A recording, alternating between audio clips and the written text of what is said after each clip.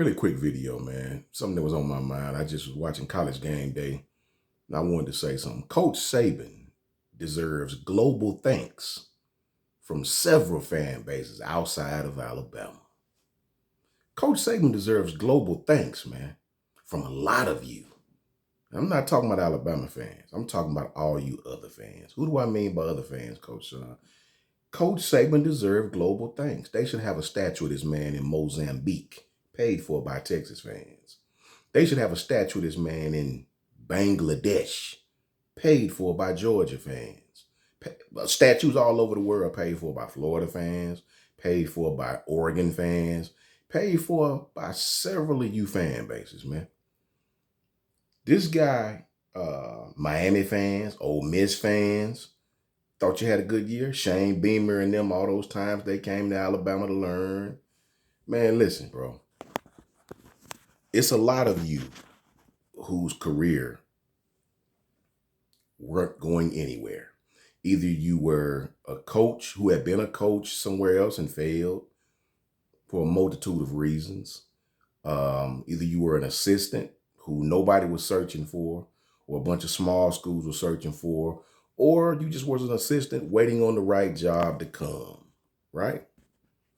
At the end of the day, all of you came over to the University of Alabama and got a little bit of that secret sauce, right? Imagine you got a bunch of cake bakers, one from Oregon, one from Georgia, one from Texas, one from all over these different places, right? And this one guy or one young lady, this one person keeps on winning the cake baking contest.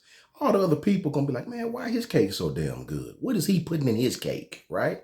This guy or this young lady just keep winning over and over and over, right? But the person is nice enough to bring you into his kitchen and let you see his recipe of what he bakes. Now, you guys are winning. You guys' cake is winning. You guys' cake is winning. Everybody's cake is winning now. Well, you should thank the head chef for letting you get a little bit of that recipe, a little bit of that secret sauce, as we call it, right? Right? Because a lot of you wasn't doing nothing until you came to the University of Alabama and got Sabanized. Now, Kirby's different because Kirby was on staff and he didn't have a job. He went straight to the job that he wanted. But at the same time, you were taught and tutelaged to take the job that Coach Saban thought you should take, your alma mater. Just wait, be patient. The right one will come open. However you want to slice it, all you fans, when you see Coach Saban on set at game day, don't boo him. Don't say nothing bad. Because Georgia fans, you should thank Coach Saban. You should. You should. Kirby Smart, you should globally thank Coach Saban. You should pitch in to his statue that's going to be built in Mozambique, right? Dan Lanning fans, you know what I mean? You should all pitch in to the Global Saban Statue Fund. All of you. Texas, especially you. You should damn sure pitch in to the Global Saban Statue Building Fund, right? We understand you was at the Atlanta Falcons, but college football didn't want nothing to do with you, homie. Respectfully. Lane, love you. You know, I'm a lane guy. College football, want nothing to do with you, homie. Right? Let's be real. Dan Lanning, you was young, feeling your smell. Young, dumb, and full of, you know what I'm saying? Nobody was feeling you, right? You had to go with Kirby, take that sauce with you, and learn how to become a head coach. A lot of you need to be contributing to the Saban Statue Building Fund all over the world. It's a lot of you fan bases out there that should be thankful outside of Alabama fans. You should be thankful that he's not coaching anymore because we did put a lot of belts to asses.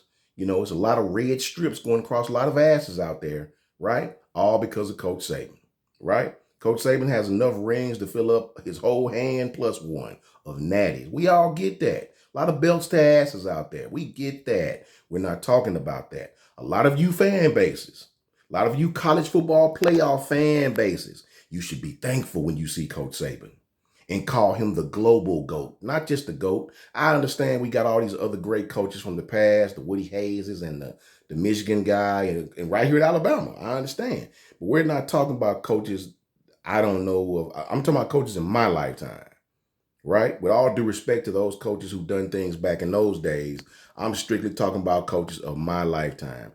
The Gino Oriemas, the Pat Summits, the Bill Belichick's, the Phil Jacksons, these guys, the Pat Rileys, of any sport, no matter what it is, man, right? The bottom line is Coach Saban is the global GOAT, right? All his tentacles that produced all these great coaches in the college football playoffs. Hell, even two that's not in the playoffs, but itching to get in. The number 12 and 13 team, the Miami and the Ole Miss team. Mario Cristobal, offensive line coach. Lane Kiffin, offensive coordinator, right? You came to Alabama and you got a little bit of that recipe, a little bit of that secret sauce, homie. Then you took it back to your own programs and you sprouted your wings like a sparrow from the good Lord himself, right? Right? You took that recipe back to your own programs and you've been successful ever since you left Coach Saban. You understand? You've done nothing but climb the ladder ever since you left Coach Saban. So it's time that all of you fan bases, start contributing to the Coach Saban Statue Building Global Building Fund, right?